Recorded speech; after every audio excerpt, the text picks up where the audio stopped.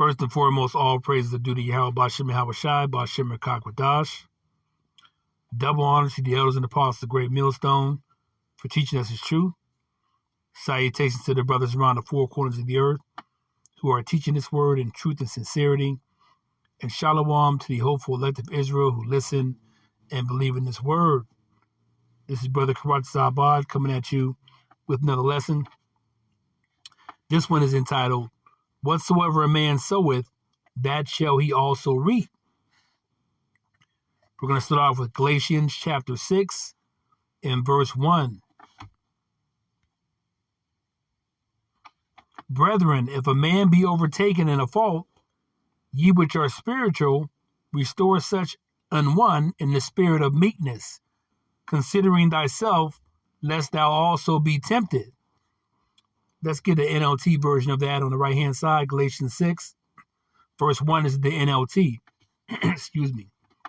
Dear brothers and sisters, if another believer is overcome by sin, you who are godly should gently and humbly help that person back onto the right path, and be careful not to fall into the same temptation yourself. So those of us in this truth, if we have fellow believers that we know of that are around and they are overcome by some sin, we should help that person get back on the right track, through exhortation, encouragement, through edifying, through scriptures, however you can do that, particularly the men of the Lord. Whatever you can do to bring a brother back up, because we all are susceptible to sin being in these carnal bodies. So whatever you can do to help somebody, do so, but be careful not to fall into the same temptation yourself. Let's go to Galatians chapter 6 and verse 2. Bear ye one another's burdens, and so fulfill the law of Yahawashi Hamashiach. All right? Just like Yahawashi bared our burdens by sacrificing himself, by being a sacrificial lamb on the cross, we should also do the same. It ain't going to be the extent of what Yahawashi did, but he gave us an example of bearing our brothers and sisters' burdens. You see? All right? Let's continue on. Galatians 6 and verse 3. For if a man think himself to be something when he is nothing, he deceiveth himself. All right? Each of us has a portion of the gospel, and you're not to think you're too more important than anybody else. All right? Because you're not that important, so to speak. I mean, the most important thing here is taking the example of Yahawashi and trying to do our best to be a servant like he was. Trying to do our best to uplift. And, of course, trying to bear the burdens where we can of our fellow brothers and sisters in this ministry and this truth to the best of your ability. All right? So none of us is very important. The most important thing should be uplifting Yahweh Bashem Yahawashi. That's the most important thing. Okay? And we know Yahawashi is very important. So we should be trying to follow his example to the best of our abilities. Galatians 6 and Galatians 6 and verse 4. But let every man prove his own work, and then shall he have rejoicing in himself alone, and not in another. And I meant to say that earlier. I read my little notes here. That means each of us has a portion of the gospel. You see, let every man prove his work, whether you're doing videos, lessons, whether you're on the highways and byways, preferably doing both if you can. If you're in a camp and you're doing the sit-down videos, teaching the gospel, okay, let every man prove his own work, all right? Give full proof of thy ministry, as the scripture says, all right? So rejoice in that, in just the work that you are doing. You don't have to compare yourself to anybody else. Just do the work. And like I said, each of us has a portion of the gospel. Each of us was given a gift. So just do what you have to do, okay, with that gift. Galatians 6 and verse 5. For every man shall bear his own burden. You're responsible for your own conduct and for your actions. Verse 6. let him that is taught in the word communicate unto him that teacheth in all good things. Let's go into that word communicate, see what that's talking about. Okay, we have here, sorry about that, it's not what I wanted. Interlinear, here we go. Okay, we have here, this is the Hebrew translation of the word communicate. Strong's G 2841, koinoneo. Koinoneo. Says here to come into communion or fellowship with, to become a sharer, be made a partner, to enter into fellowship, join oneself to an associate, make oneself a sharer or partner, to distribute, you see. Okay, the fellowship, to be a contributor. Let's go back to that scripture real quick.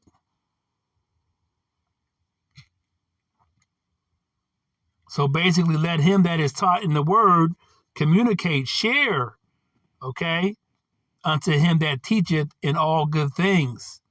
You see? All right? So those who are taught the word of Yahweh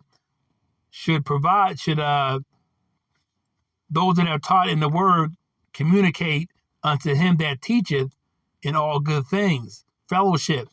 You see? So those that are taught these words, those of us who may not be teachers, you see, and may be listeners, may be part of the 1/3 multitude, let him that is taught in the word communicate, share, fellowship, okay, unto him that teacheth in all good things. You see? Share with each other, etc. Galatians 6 and verse 7. Be not deceived, Yahweh is not mocked. For whatsoever a man soweth, that shall he also reap. So whatever you do in this word, this truth, this ministry, okay, whatever you sow, that's what you'll reap. So whether you're doing lessons, whether you're on the highways and byways, whether you're a helper or a giver, whatever part in the ministry that you play, okay, whatever you sow, that's what you shall reap. So if you sow evil, you're going to get back evil. If you sow goodness and righteousness, you're going to get that back. Verse 8. For he that soweth to his flesh shall the flesh reap corruption, but he that soweth to the Spirit shall of the Spirit reap life everlasting. So if you go to satisfy your human nature, let's read Galatians 6, verse 8, the NLT. Those who live only to satisfy their own sinful nature will harvest decay and death from that sinful nature. If you do evil, that's what you're going to harvest. But those who live to please the Spirit will harvest everlasting life from the Spirit. So if you harvest righteousness by doing your best to do these laws, statutes, and commandments, by walking in the Spirit, you see, by rehearsing the righteous acts, by loving your brother and sister, okay, all right, do unto others as you would have them do unto you, loving your neighbor as thyself. If you're living in righteousness, you're going to harvest righteousness.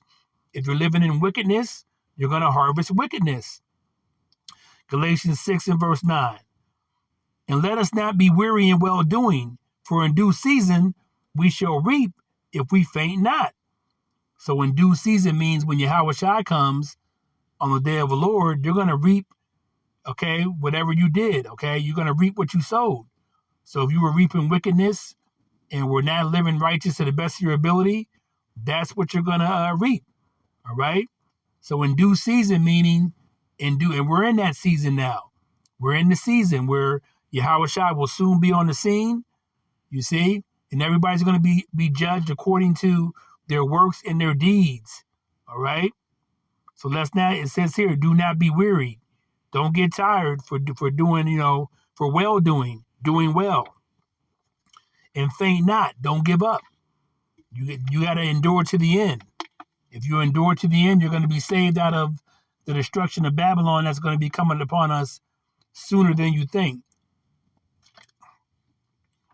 Let's continue on. Verse 10. As we have therefore opportunity, let us do good unto all men, especially unto them who are the household of faith. You see, so do good unto all men, particularly your fellow Hebrew Israelite brothers and sisters, even those who are not of the faith or who aren't faithful, the 2/3, still do good unto them. All right. But especially unto those who are of the household of faith, those of us that are part of the 1/3 hopeful elect, that believe in this gospel, this truth totally, that believe that Yahweh Shai will be coming soon to reign as, King of Kings and Lord of Lords, and to destroy Babylon, America. Those of us that have faith that we're going to be beamed up in those chariots soon to come and saved out of the destruction of Babylon, America. Galatians 6 and verse, let's go to another precept. Let's go to Hosea chapter 10 and verse 12. Excuse me. As soon as I find Hosea chapter 10, and we have here verse 12, and it reads, sow to yourselves in righteousness, reap in mercy, break up your fallow ground. And breaking up fallow ground means to till the land, break up the ground to plant the seeds of righteousness. Okay, you want to plant those seeds by your works, by your deeds, by walking in the Spirit, by striving to be as righteous as possible. Let's read this again. Hosea 10 and verse 12. Sow to yourselves in righteousness, reap in mercy, break up your fallow ground. Okay, you want to get the harvest going, but a harvest of righteousness. For it is time to seek the Lord till he come and rain righteousness upon you. And that righteousness will come in the form of Yahweh Shai, coming in the big, gigantic fathership, and extracting the elect, the 1/3 elect of the Hebrew Israelites, so-called blacks, Latinos, Native Americans, into the big chariot, you see, and Babylon, America is going to be destroyed. All right. So we're waiting for that reign of righteousness, and it's going to be fire for the rest who don't make it into that big chariot. So that's what you're supposed to be striving for. Okay, sowing yourselves up in righteousness. Let's continue on. Let's go to, Job 4. Job chapter 4, and we have here verse 7. Remember, I pray thee, whoever perished being innocent, or where were the righteous cut off? So this is Job speaking like, hey, have the righteous ever been cut off? Okay. Have they ever been destroyed? The righteous people? Okay. No one righteous has ever been destroyed. You have clear examples of that. You have Lot, who was a righteous man. In Genesis, when Sodom and Gomorrah was being burnt with fire and brimstone, all right, him and his wife and his 2 daughters left. Now the wife turned around and got turned into a pillar of stone after the angel told her not to look back. She did get destroyed, but Lot and his daughters, they got out, all right? But the main point is that Lot was righteous and he wasn't destroyed. Same with Noah. Before the flood came, Noah, his 3 sons, their wives, and his wife, they all left. You see, they all left in a big boat that he built. He had faith to build a big ark, and he did what the Lord, Yahweh, told him to do. And he was righteous, and wickedness was all around him.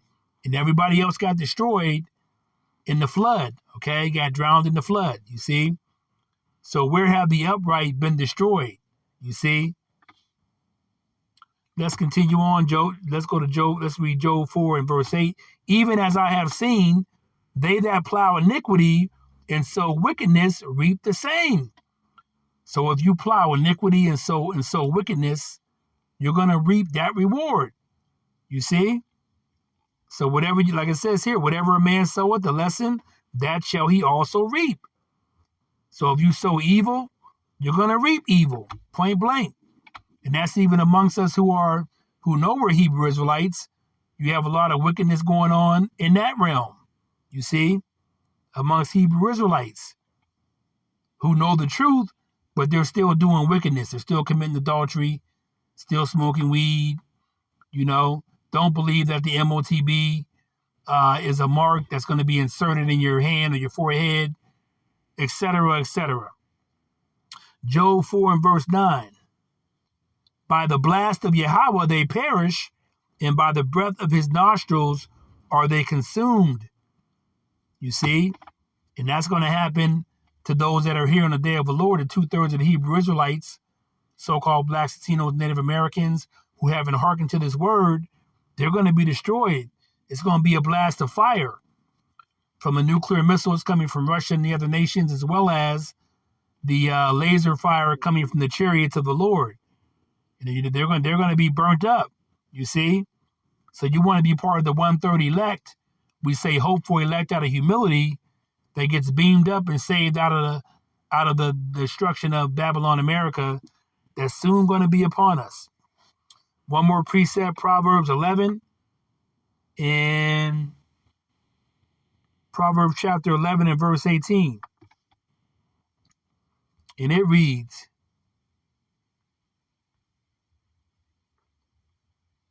the lot causeth contentions to cease. Proverbs 11, I got it wrong.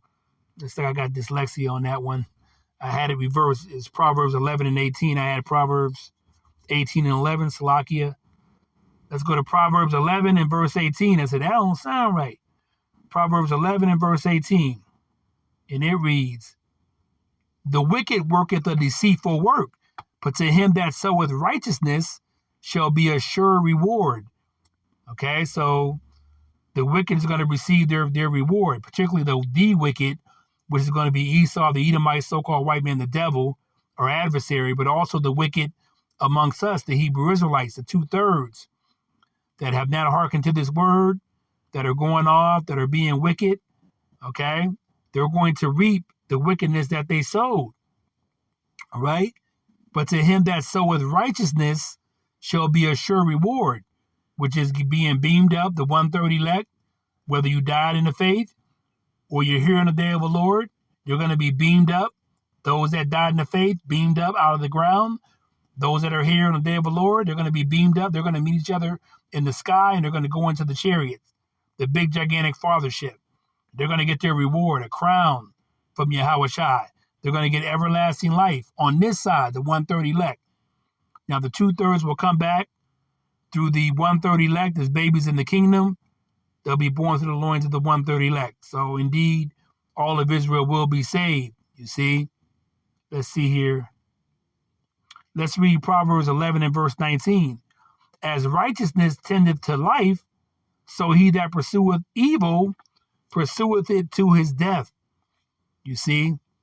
So, as we know, if you're carnally minded, it equals death. If you're spiritually minded, it equals life and peace, as the scripture says. So righteousness tendeth to life, but evil, okay, he that pursueth evil pursueth it to his own death. Evil people find death, so to speak.